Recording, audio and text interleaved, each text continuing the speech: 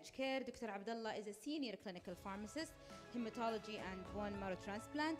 He's the chairperson clinical pharmacy services at King Fahd Medical City in Riyadh, clinical pharmacist in hematology and bone marrow transplant, King Fahd Medical City.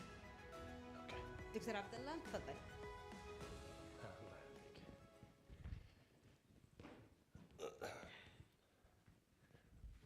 Assalamu alaikum jami'an. Thank you for the center coming to inviting me today. Today I will be talking about some of the pharmacological options in PNH. And the good thing is that خلال 30 minutes or 1 hour, we got an emphasis about the pathophysiology of PNH, the understanding of the economical burden and also humanistic burden.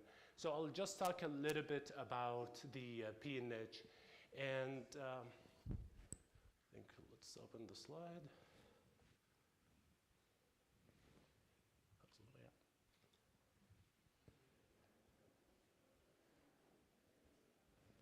Absolutely, yeah. Have it?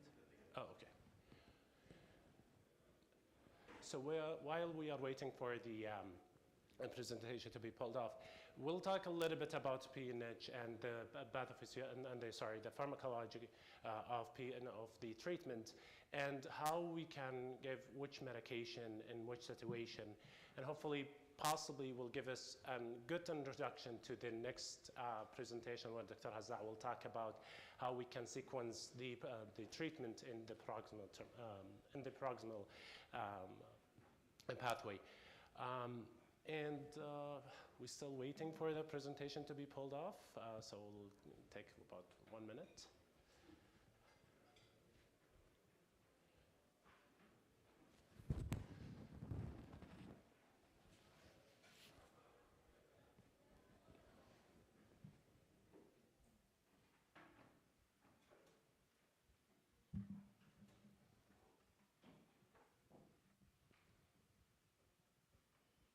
Awesome.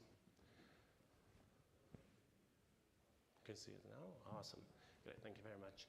So I will be talking, as I said, about the pharmacology of the, and then again, I'm not going to talk about the pathophysiology of PNH. We're just to remind ourselves that there's 3 pathways of the activation of the complement system, and there's 2, let's say, stages, which is the proximal and the terminal stages, where actually the C3 and the C5 can actually work together in the activation of the complement system. Again, we're not going to talk about it. I think Dr. Ayman beautifully talked about it in the pathophysiology. So I'll just go ahead and talk about the PNH treatment.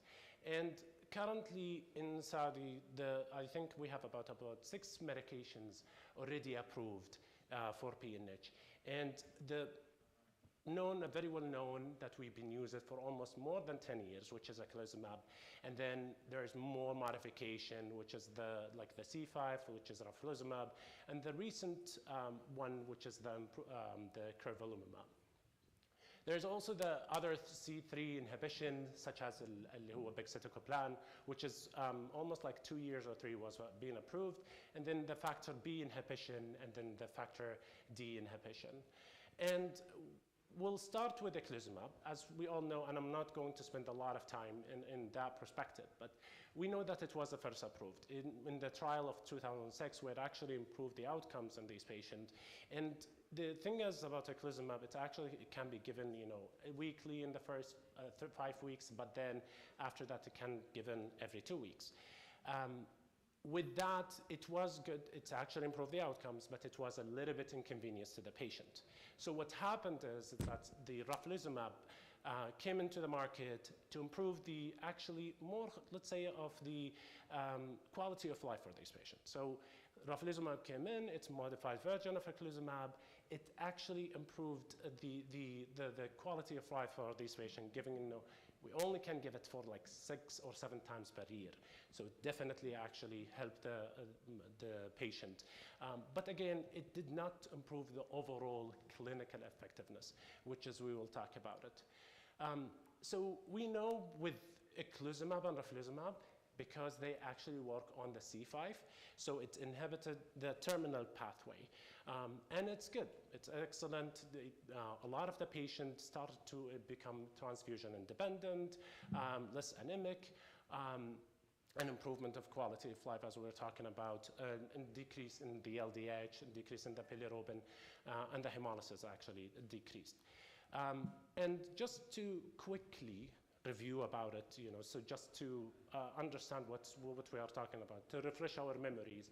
Eculizumab in 2006, in the phase 3 trial, when they compared it to the patient with placebo, what we saw, and I think also it's not showing here, but as you can see, there's a huge improvement in the outcomes with the reduction of hemolysis, with the reduction of transfusion, and also improvement in the bilirubin levels. So it definitely transformed the treatment of PNH. And that's excellent. Then another agent came to the market, which is actually recently. It's similarly to eculizumab, which is the crovalimab. And in these patients, they try to compare it like in a non-inferiority trial to see if there is actually any improvement in the safety or efficacy. And sadly, when you look into it, the patients were randomized to receive either eculizumab and raflizumab, crovalimab or eculizumab. And they did not find any significant differences from the efficacy or from the safety perspective. The thing is, about this medication, it's that it's the convenience associated with it. And it just, you need to give it like subcut every 4 weeks, and that's it, in comparison to eculizumab. But also we need to think about the other treatment available in the market that actually changes the paradigm for the PNH. As you can see, the safety, when they looked at what happened with that trial with the crovalimab, it's actually what happened is that they tried to see if there is any differences in efficacy. But because of the changes in the actual PNH management, what they found is that let's change our primary endpoint to see the safety and see if there is any differences. And you can see that there is no differences between the two from we're talking about safety specifically. There is no statistical significance between the two. And if you look into the efficacy point, again, we want to see the safety and efficacy. You will also find that there is no actual differences between the crovalimab and eculizumab. So it's a nice option to have. However, if you're looking to clinical improvement in the outcomes, there's no significant differences in this case. So that comes to another agent. Again, we are trying with the C5. It seems that we are trying to improve the quality of life, but not from a clinical perspective. So when the raflizumab came in, it's, as we said, like it was genetically modified. They tried to increase reduce the frequency of the administration. So they did, and what happened with raflizumab is that the differences between raflizumab and eculizumab is that when raflizumab actually go into through the endocytosis, it can be recycled again. So that kind of give you the long half-life for raflizumab. However, with eculizumab, once it's endocytosis, through the pathway of endocytosis, it actually stays there and it will not be reactivated again. So that's why there is that difference between half-life between eculizumab and raflizumab. So when they look into raflizumab, another issue is we were trying to improve that patient outcome, definitely, with the convenience and the quality of life. So in the raflizumab, they tried to see if there's any differences from a non-inferiority to eculizumab. And they did 2 trials. The first one was in patient who is naive to eculizumab or raflizumab. And the second trial they did in the patient who were exposed to eculizumab, and they want to assess the overall efficacy and safety. So because it was a non-inferiority, in all endpoints, it actually shows that the raflizumab was non-inferior. Now, in certain points, even though it wasn't tested for superiority, however, we saw that there is a reduction in the breakthrough hemolysis with raflizumab in comparison to eculizumab. But again, it wasn't tested, it wasn't powered for that, and the trial was only to check the non-inferiority. So this is, as you can see, from hemolysis, from the the facet fatigue, the breakthrough hemolysis, the hemoglobin stabilization, they found there is no significant difference. So it was statistically significant for non-inferiority, but there's no any superiority in that case. And I just want to point out that while we're talking about raflizumab and eculizumab, we need to think about that the terms you utilize here, which is hemoglobin stabilization. Because what you will see in most of the C5 is that that term has been utilized effectively. And why they think that? Because when you give eculizumab or raflizumab, you want to make sure the patient is already stable with his hemoglobin, but you are not looking that much to improve of hemoglobin. We're talking about in almost majority of the patient are already anemic, but you can see a significant improvement in the hemoglobin. It's actually, by statistics, is almost 13 to 25% of the patient who actually saw an increase in the hemoglobin level. So you're talking about almost 75% to 80% of the patient, they will still continue to be anemic. They will no longer have a hemoglobin improvement. It will be stable.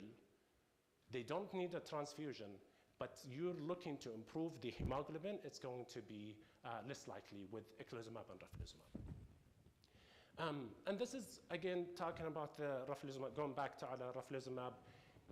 This is actually in the patient who receive eculizumab, and as you can see, there's no statistically significant, there's a statistically significant difference for non-inferiority between the eculizumab and raflizumab. So that kind of gives us an understanding is that we can utilize raflizumab in this patient. But then, again, with eculizumab and raflizumab, we need to think in the breakthrough hemolysis. So why it happens? And this is because one of the reasons is because you are inhibiting the C5, there's a pathway where on the C3, it's actually can cause having an extravascular hemolysis, which is, again, was talking about with Dr. Ayman significantly that there is a patient who might have an extravascular hemolysis. So this is, again, to the point that we mentioned before. The anemia that you will see with eculizumab and raflizumab, you're not going to see an improvement, significant improvement with it. Again, only about 20–25% of the patient you will see an improvement, but the patient will still continue to be anemic. So given that, all that perspective, we know that almost, we're talking about 75 to 80% of the patient will continue to be anemic. You will see that the anemia is because of the extravascular hemolysis associated with this medication. You will understand that there are a significant number of patients, almost about 40%, will continue to have transfusion.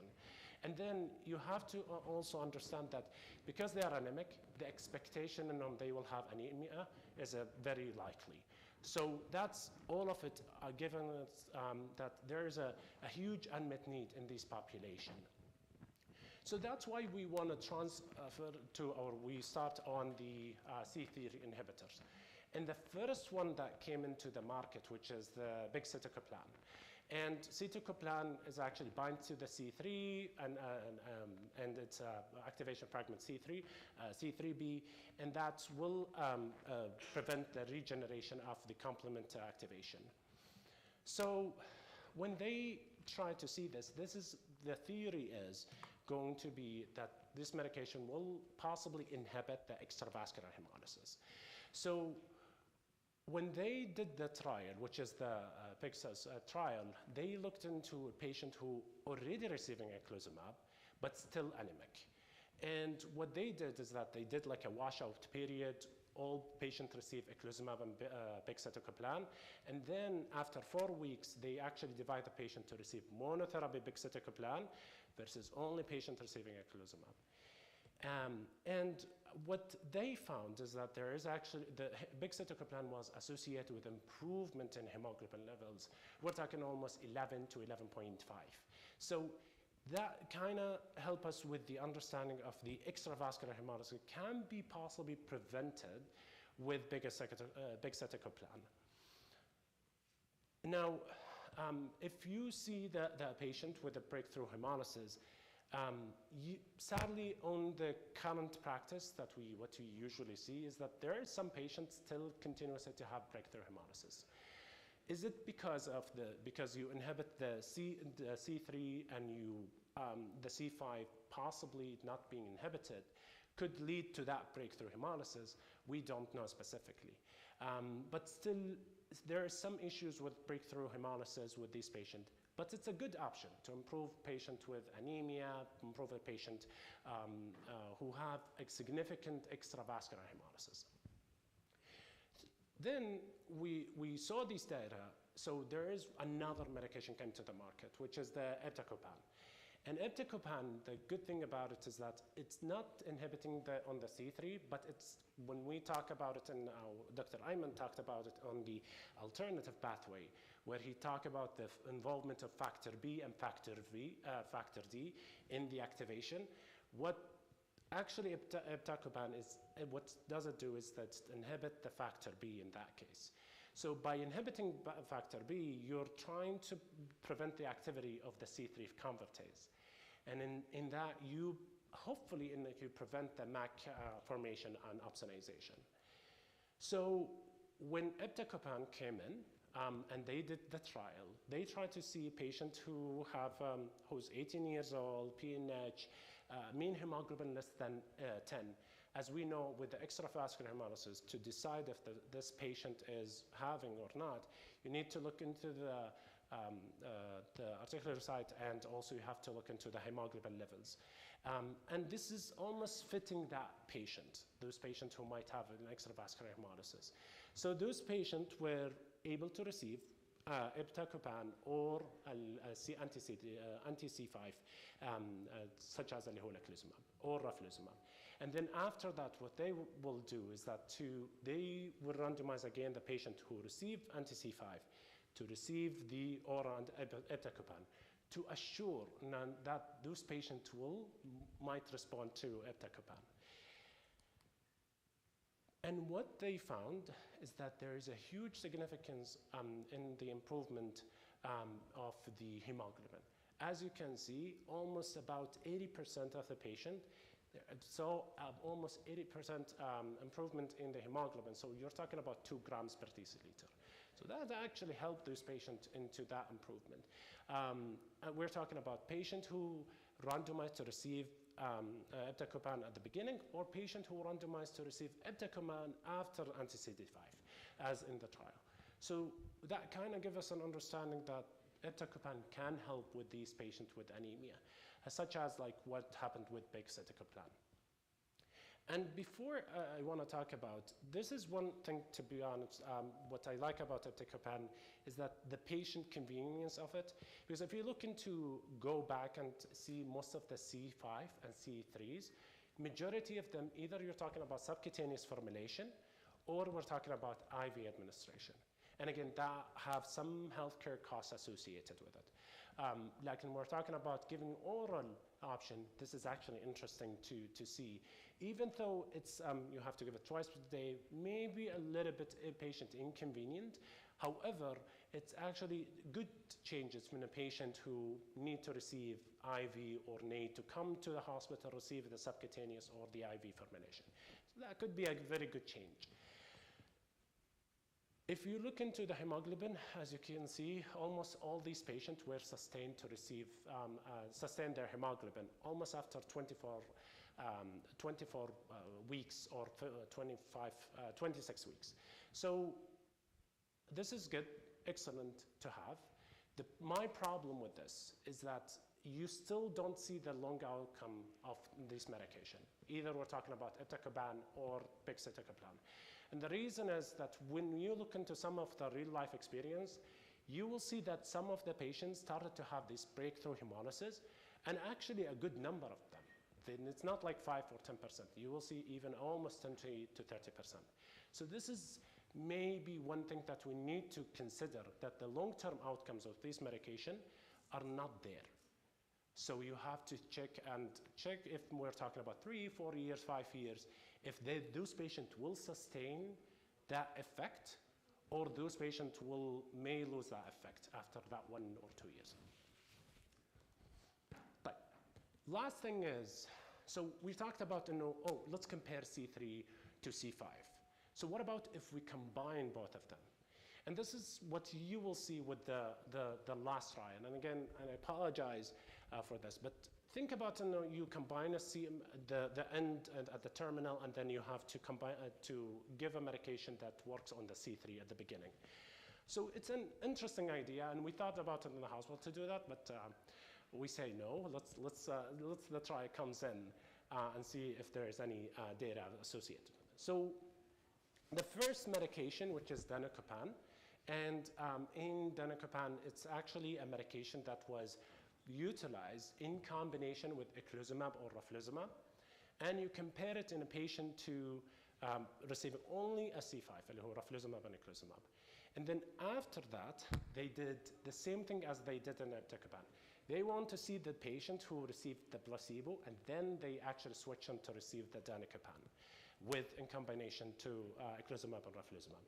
And they try to see on the long-term outcomes, which is almost about 2 years in that point. And they want to see the changes in hemoglobin, because again, the hemoglobin possibly related to the extravascular hemolysis. So as you can see in the baseline characteristic, there is no differences between the two. A majority of the patient have almost, we're talking about 7.8 to 7.6. Almost like there is no differences between the two groups. The thing is, when we talk about the actual changes, if you look into baseline, first at the baseline, it's almost 7.66. In a patient who received danicopan continuously with raflizumab and eculizumab, you'll see there is an improvement, almost 10.7. The mean is almost 10.7 for patients who received danicopan. In a patient who have placebo at the beginning, at week 12, which is they haven't started danicopan, you see that the hemoglobin is almost 8.46. But then after that, when we check the 24, we saw that it's actually significant improvement in the hemoglobin levels in that case, and also changes in the sum of the hemoglobin. There is an actual very good sustainability of that hemoglobin over 1 year, and almost we're talking about almost at 48 weeks, so almost 1 year in that case. If you look into patients who were transfusion avoidance, we're talking about we're talking about almost 83% of these patients become transfusion independent. And that patient who received danicopan continuously. But if we're talking about patients who receive placebo and then after that they receive danicopan, you'll see at week 12, almost 38% of them, they were transfusion independent. But then that number jumped to almost 90% of the patient, they were transfusion dependent. So it did help with the hemoglobin levels and actually transfusion avoidance. Same thing with LDH, you'll see almost a reduction. I wouldn't say significant reduction, but it's actually, we're talking about almost going from 298 to almost تقريبا 280, 270. So that can give us a good understanding that there is a reduction in the LDH for these patients. One issue with this trial is that when they actually designed it, they found that almost a majority of the patients, they have a COVID-19. So it was done at the time of COVID-19 pandemic. So a lot of these patients had COVID-19. So that's something that we just need. We're talking about headache, nausea, diarrhea, and asthenia associated with this medication. That's something that we just need to be concerned about. So this is inshallah, the last slide, or the slide before the last one, which is that when we talk about standard of care for PNH, we're talking about let's give them C5, let's see how they do. Are we still continuing to receive the treatment? But then if you're talking about when, what possibly if they have like an extravascular hemolysis, maybe these patients need to be tried on the C3s. Supportive, possibly these patients need some supplementation, iron supplementation, folic acid supplementation, giving the anemia that they will continue to have. And possibly maybe if an anticoagulation prophylaxis if they did not receive a C5. And the last thing is maybe if they have like a bone marrow failure that they're not going to respond usually to C5. So those patients might need to go through allogeneic bone marrow transplant. And last one, sorry. Yeah, and so to conclude, we know that C5 have improved LP and H outcome, and we have seen it all over the years, almost talking about 10 to 15 years. But the issue with C5 is that the extravascular hemolysis, the anemia associated with it. So the C3 inhibitors and factor B and C, D inhibitor came to the market, hopefully to improve the outcomes for these patients, to address these issues. However, the last thing maybe we need to think about is that, are we going to see C3s actually in the first-line setting? That's something that is debatable. Yes, there are some trials that has been published with bigger sectoral plan, but that was actually against the placebo. So it's still under discussion, I think under research. So hopefully we see something soon, inshallah. And by that, thank you very much.